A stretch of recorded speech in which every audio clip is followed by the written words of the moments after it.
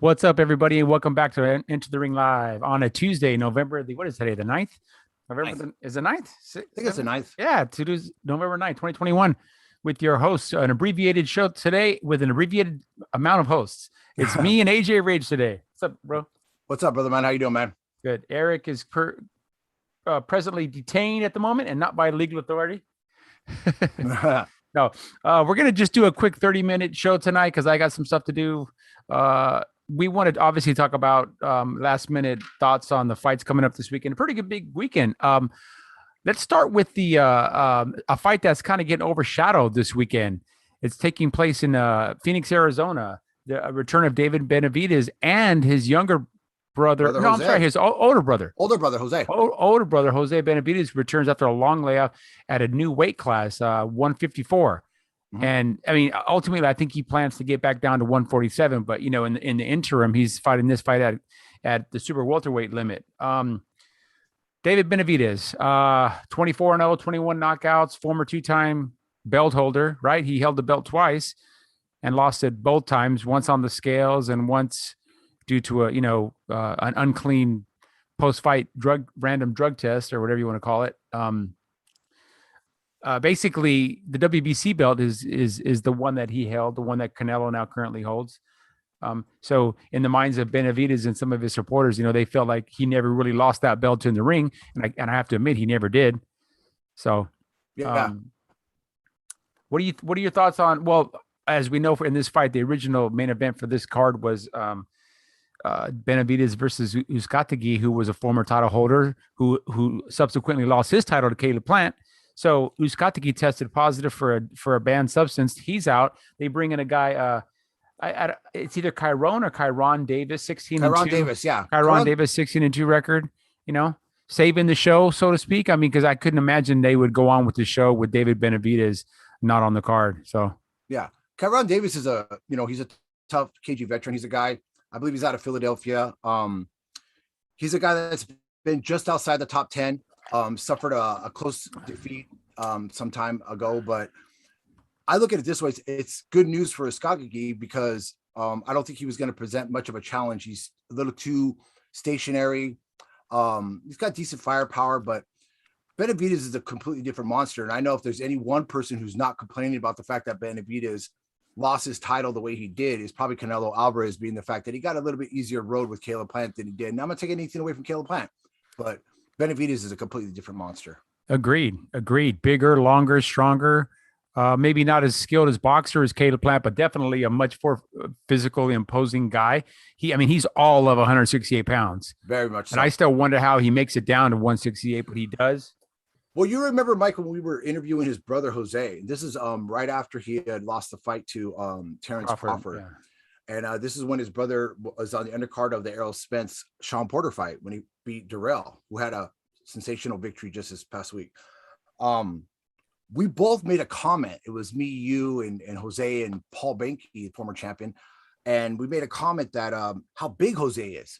He really for that weight class, he's a physically pretty good sized kid. So if he comes in and he feels good at 154, he's not struggling to make weight, and it's better on his body because he is a little bit older now. Who knows?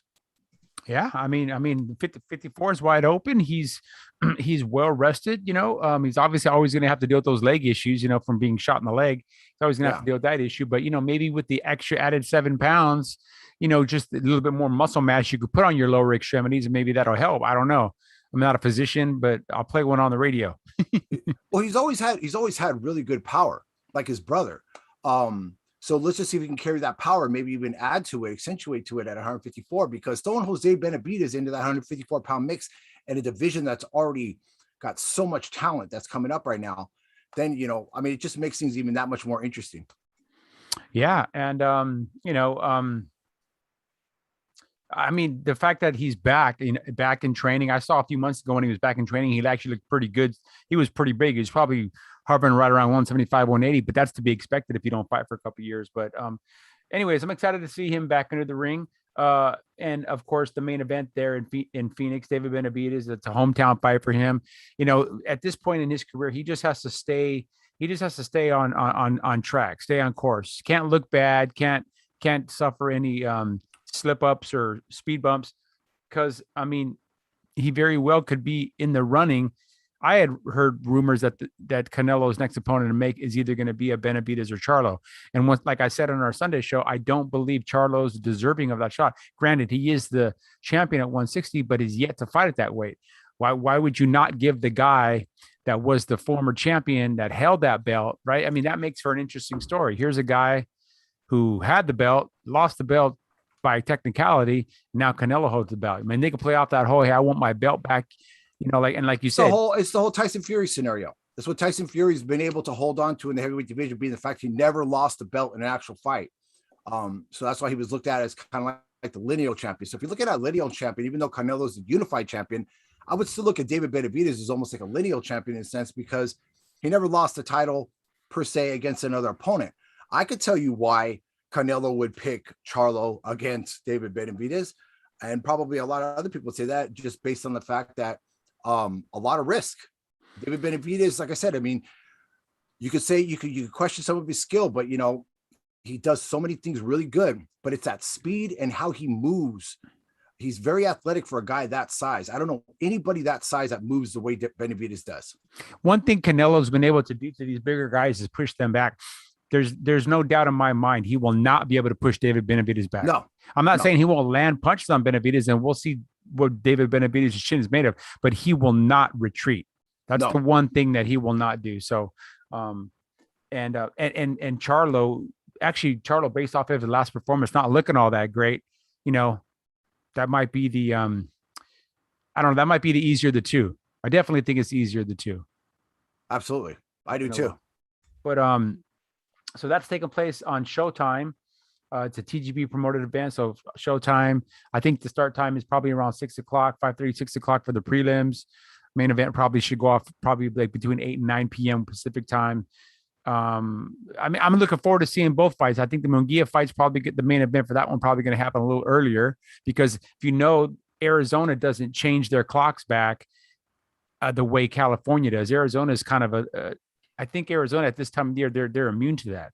So obviously, yeah, so they're an hour ahead. So that card will be taking place, I believe, that main event around 8 o'clock their time, maybe 7 or 8 o'clock their time, which is 6 o'clock our time. So that main event should happen before, I believe, before the Munguia main event happens. So I'm excited. Like I said, I'm excited to see Jose back. You know, I always thought if he didn't have that injured leg against Terrence Crawford, he was winning those early rounds and he was effective against Terrence until that leg went out. So who knows? Yeah. And then I actually got some information on Munguia, the official press conferences tomorrow, the final press conference. No, I'm sorry, Thursday. Thursday's a press conference. I know Jaime's here now. I saw through his social media he arrived today in Anaheim. He left TJ early today. He's there now in his hotel. He's got, of course, fighter meetings and press TV meetings, and then the press conference on Thursday, the weigh-in on Friday, the fight on Saturday. Jaime looks good. He looks relaxed. He was, you know, he definitely has made weight right. I saw he was driving he drives one of those Mercedes G-Wagons, and he's driving and he's drinking a coffee. So anybody at this stage in the thing, when, you know, he's able to just ingest, you know, something like a cappuccino, you know, he's doing well on weight. He's not just having to sip water for the next 3 days to make weight, you know, little sips here or there. So excited about seeing Jaime back in Southern California and against a very well-known opponent. Yeah. You know, a guy coming off of a huge win, one of the biggest wins of his career, to be quite honest with you, because of the amount of praise and anticipation and high hopes there were for Bektemir. But yeah, there's a picture of Jaime there looking really strong. Yeah, he looks like he's really starting to, he's definitely starting to mature. He's definitely starting to come into, like we talked about, his man strength. Yeah, he's letting his hair grow. Well, yeah, a lot of people don't understand. I'm going to say this. I'm going to keep repeating myself.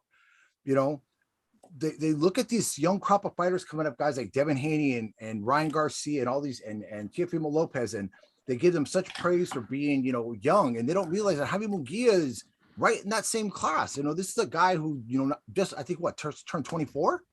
Just turned 24. Yeah. And the guy's already got 37 victories, highest KO knockout ratio, and he's knocked out already some serious opponents. At this point, I don't think it matters. If Jaime goes in there and destroys Rosado, he's still not going to get the respect from a lot of the commentators, because to be honest, they want to put the shine on guys like Andrade and other ones in Charlo. And I'll be honest with you, I don't think either one of those guys could withstand what Munguia brings. I don't either. I mean, I see this fight. My prediction on Sunday was Jaime by TKO or KO between 6 and 8. And I'm sticking to that. The more I think about it, I think Jaime might, maybe have a round or two, a fill out round. But once he starts letting his hands go, once he realizes that Gabe Rosado can't hurt him, and I don't believe Gabe Rosado can hurt him. Yes, Gabe Rosado landed that oh my God, that shot in the dark against Beck the Bully. And it was a textbook right hand with a guy, like you said, with a guy coming forward. So the force of the punch along with the force of the guy coming forward, it was like the perfect storm. Well, he kept doing it. He kept doing it time and time again. And I was yelling at the screen. I was like, Gabe, what are you going to throw? I knew it was coming because I could see Gabe was pivoting himself, trying to get himself and get his back foot back just to get that right inside there. And then he kind of put himself in that corner to give him more room to get his arm back. And as soon as that guy launched in, he just, that was it. Yeah. And earlier in the fight, like you talked about Gabe Rosado being maybe a little bit weak to the body, he did get dropped by a body shot by So, and we know Jaime is a body assassin. Oh, yeah. So just ask Patrick Olate. He's probably still pissing blood today. Yeah. And I'm going to stick to my prediction. I think Jaime wins this fight. I think there might be some close early rounds and some back and forth, but I think Jaime's chin and face will hold up. The youth will serve him well. He's got energy. He can go the full distance, but I don't think he's going to need it. I'm going to say 6 to 8. Would I be surprised if Jaime caught him with something and stopped him earlier? No. But I think he'll land on Jaime. There's no doubt about that because Gabe's a good skill fighter, but I really don't think I think Jaime's chin is very, very, very sturdy. And I think where Gabe Rosado is going to make his mistake. That's going to discourage Rosado, I think. Rosado's really gotten away from the old King Gabe Rosado, the brawler, the guy that went in there and went toe-to-toe with guys like David Lemieux and Gennady Golovkin and others. This new Rosado, and don't get me wrong, I think it serves him well. It's added a few more years to his longevity in boxing, obviously with the cut issues that he's had and some of the losses. But boxing against and staying that long distance against a guy like Munguia isn't going to serve Gabe Rosado well. He's got good skill when it comes to boxing, but he doesn't have the kind of skill where he's going to be very elusive. He's still there to be hit. I think the biggest thing that Munguia has to overcome early is just not getting too anxious, because there's going to be moments. Rosado, as much as I love Rosado, he has tendencies to be a little dirty at times. Munguia can't allow himself to get emotional if Rosado hits him with an elbow, hits him low, does something like this. Keep his head, keep his composure, and just know at some point that body or the chin's going to open up and it's going to be there for that delivery shot. Yeah, that's true. And it's much like the fight we just saw, whereas, Caleb had some success with boxing, moving, but eventually Canelo caught up to him. And Canelo has, in the second stage of his career, has become more of a seek and destroy kind of guy, where he's always been a counterpuncher, Canelo. Yeah. Well, Munguia has one gear. Munguia just is seek and destroy. He comes at you to fight. Yeah, he could box a lot better than people give him credit for if he has to, but Munguia is going to be coming at him, and not recklessly. I think, he's going to be doing the bobbing and weaving and side to side motion, whatever. And I think Gabe knows that. Gabe knows Munguia. He knows Munguia. He respects Munguia. He knows Munguia is going to be in his face. Yeah, the talk up until this fight has been very respectful from both guys. Yeah. Rosado, I mean, I've seen a couple other videos from people interviewing them, and they put the spin on it, and then they'll take something out of context and make it look like, Rosado's calling Jaime a bitch or something like that. And that's not the case at all. It's just they both been very respectful, and I anticipate it's going to stay that way. This is not Josue Vargas. Rosado's not your typical loudmouth guy. You know what I mean? Rosado doesn't have to run his mouth, and I think he's very appreciative of the fact Jaime didn't have to give him this opportunity. He's given him this opportunity. He wants to step in much like Josue Vargas tried to say, I'm going to steal all of Chon's shine and I'm going to take his place at the altar. Mm-hmm. That didn't happen. I mean, and I don't think it's going to happen in this respect. But Gabe Rosado's currently fighting at 168. Drops back to 160 because you realize, hey, there's a lot of focus and a lot of shine on Munguia right now. If I can come and derail this guy and be the guy, maybe I get these opportunities. I think the big issue that Gabe is going to run into is Gabe has not really been in a physically tough fight where he has a guy that's on him throwing the amount of punches that Munguia has since he fought David Lemieux. It's been quite a while. Or Golovkin. Yeah, that was still a while ago too. That was back in 2017. So I mean, that was quite a while ago. His fight against Daniel Jacobs was pretty much a snort fest. I thought he won the fight, but he won it on a rarity on boxing. The fight against Bektemir obviously ended pretty early and stuff. So he hasn't really, and let's be honest, at this stage in Gabe's career, even though, you know, at 26-13, he's lost some disputed fights, but he doesn't have, people can say, well, he's got the experience. Well, he's got about as many fights as Munguia almost. So, I mean, it's like I said, for Munguia, for his being as young as he is, and that's another thing, is the youth factor. I believe Rosado is 35, I want to say. 35? Yeah, well, yeah, very possibly. He's in his 30s. Yeah, he's 35 years old. Yeah. And that's gonna basically come up because, like I said, I mean, nothing against Gabe. Gabe's a diehard warrior, but it doesn't matter what you did in the past. It's now, and every new fight is another opportunity for you to start showing your age. And I think this fight is where Gabe's going to show his age a little bit against a guy who's, you know, kind of where Gabe was some years ago. Mm-hmm. Yeah, very true. Yeah. So, yeah, looking at you're right. I was looking at Boxrec. Yeah, Gabe is exactly 35 years old. You know, that's a lot older than Munguia.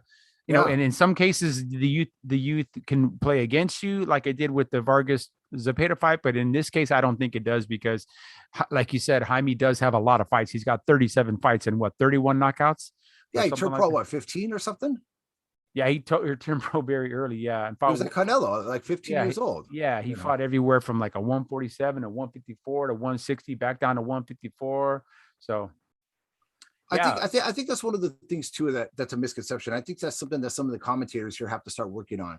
Is they look at a resume like Jaime Munguia, right away they want to attribute it to something like how they used to accuse Julio Cesar Chavez back in the day of having 86, you know, Tijuana cab drivers. If you really look at Munguia's record, you look at some of a lot of the names on there and stuff. Munguia was brought up the hard way. He was given nothing easy.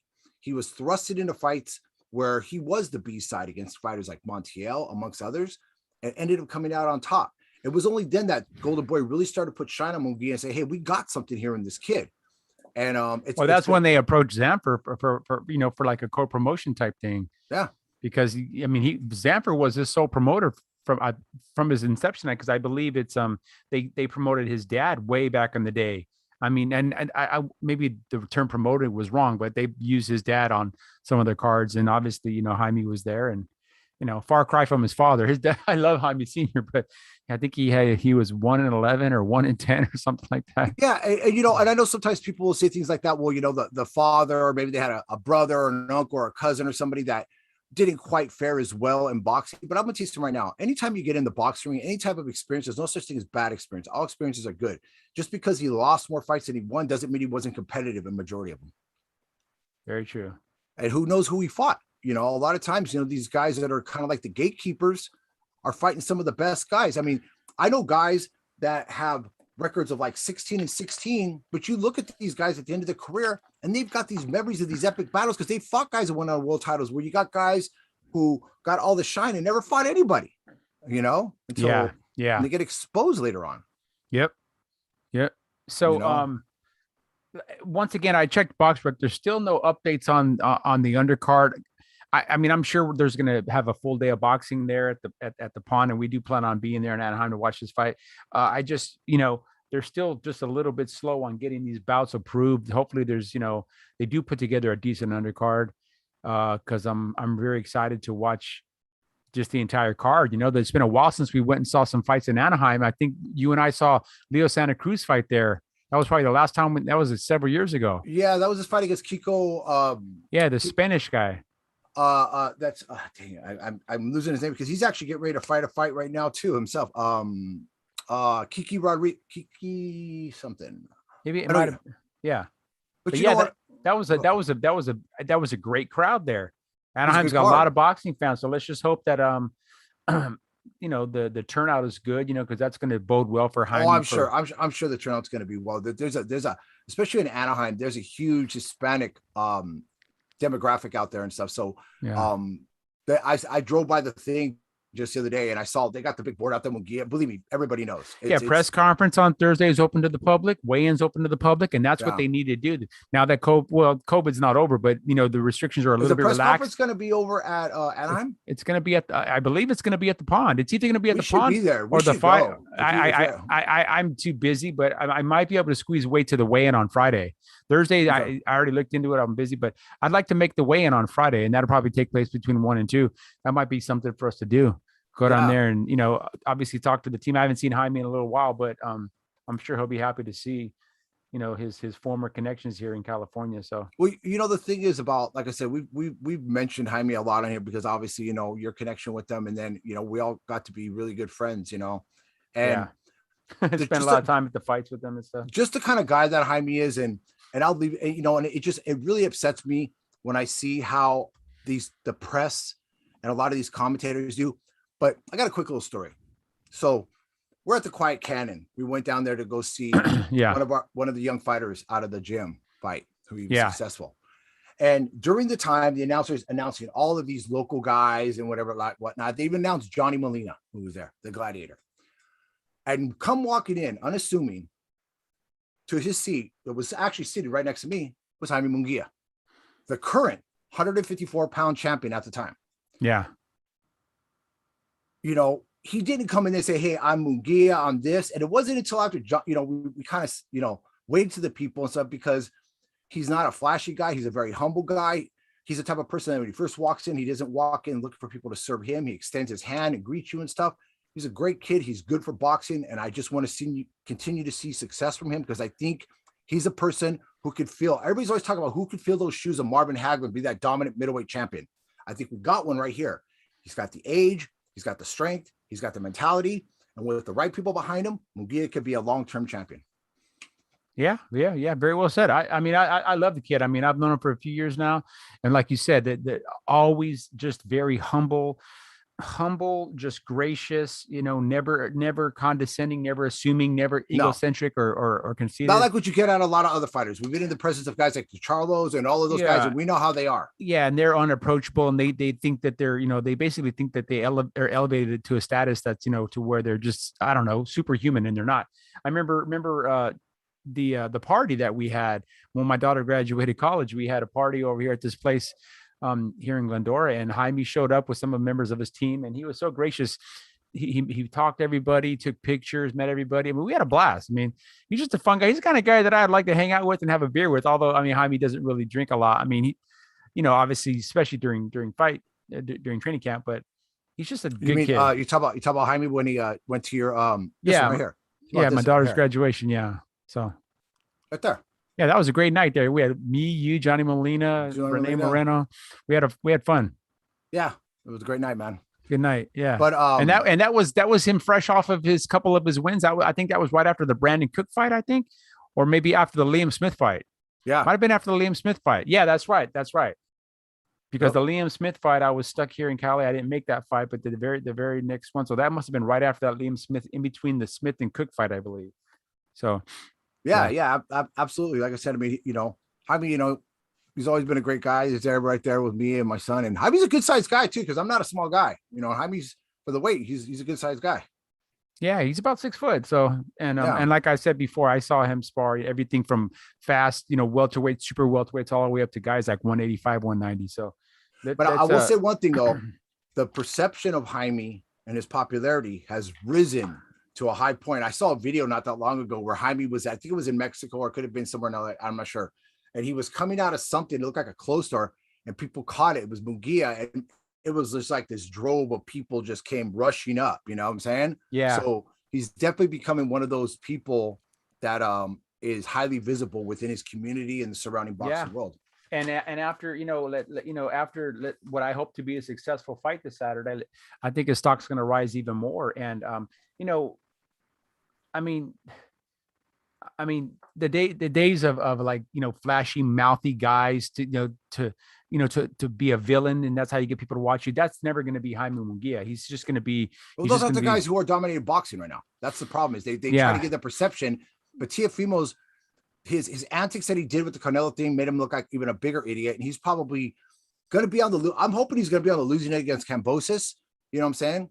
Yeah, well, Kambosos said something that really touched home. He called him he said he's like a groupie going to all these fights, fanboying all over the place. Yeah. You know, while Kambosos is, I just hope that Kambosos really just rises to the occasion, because I'll still say it. I wasn't very impressed when he beat Lee Selby. I actually scored that fight for Selby. I still don't think Kambosos is all that much as a fighter. I just think that pure determination, anybody can kind of flip the script when they're highly motivated going into a fight. And if anybody has a motivation, it should be Kambosos for what he's already sacrificed. And what he's been through by Lopez and the entire, you know. But to hear Lopez and his father, the insanity that comes out of their mouth, how they think they're running boxing right now. I'm like, dude, you're not even relevant in the sport. You're barely relevant, and you hold all the titles at 135 pounds, and you're barely relevant.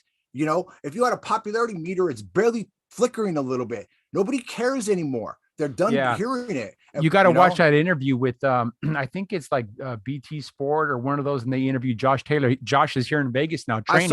I saw a comment from Josh Taylor that I posted today. He was sitting down on the ring, and he said, "What would you have done?" Blah blah blah. He says, "I would have walked up and slapped them." He said the same thing. He says they're just running their mouths. He's like, you're not on my radar, kid. You know, you and your dad. He said he feels like his dad just needs to take a step back and just, you know, let the fighters fight. But whatever. Well, the thing is his dad has been very outspoken about the fact that there will be no Lomachenko rematch.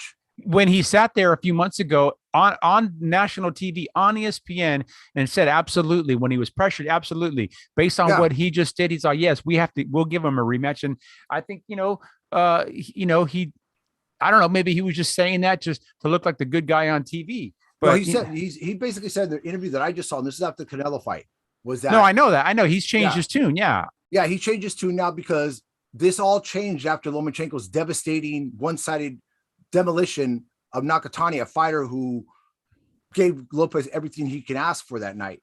But the thing is, now he's talking about he wants to step up. So he's barking at Josh Taylor, but he's got a lot of people he's got to wait behind. And once again, I'm going to go with what you say, bro. You got a great focus point. I know where we're at the end of the show, where you said no more of these days when you just get handed something based on your name. You got to get back there and earn it, because those guys that have been waiting up there, guys like Chones Zepeda, Regis Prograis, amongst others and stuff, they deserve their shot before a Teofimo Lopez, who's done nothing but get a controversial decision over a great champion, and now he's going to avoid him for the rest of his career. And hasn't fought in a year. Hasn't done nothing. When you got Prograis, Zepeda, Ramirez, Pedraza, you've got these top 540 pounders that are just not going to step away.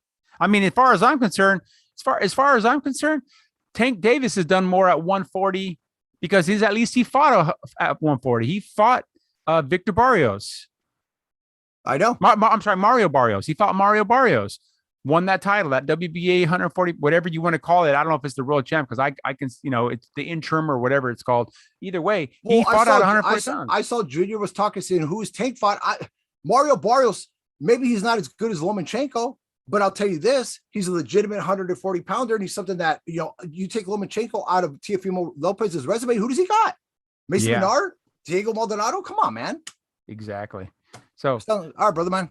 All right, man. Well, that was good. And that was a quick one, because like I said, we just want to just do a little quick rundown and not overshadow and not forget about the David Benavidez fight, which is going to be a good fight. So don't forget, tune into Showtime Saturday night. Tune into DAZN. We'll be there. Hopefully we'll be there live. And if we do, we'll be doing live updates throughout the fight. Yeah, we'll be there live for sure. We'll be in Anaheim for sure on Saturday for this fight. So I'll have some more updates on that, on tickets and all that, probably in the next day or two. So sounds good, bro. All right, bro. You got something to eat, man. Have a good night tonight. Yeah, man. Have a good night, guys. Brother. For everybody tuning in, please like, subscribe. Send us a comment. Send us a recommendation. What do you want to see us talk about? Give us a subject. Give us something you want to hear us, a fighter you want to talk about, a fight coming up, because there's so many coming up for the balance of 2021. We'd love to be able to just interact a little bit with some of you guys. So that's it for all of us at Enter the Ring Live. Mighty Mike. I'm AJ Ray.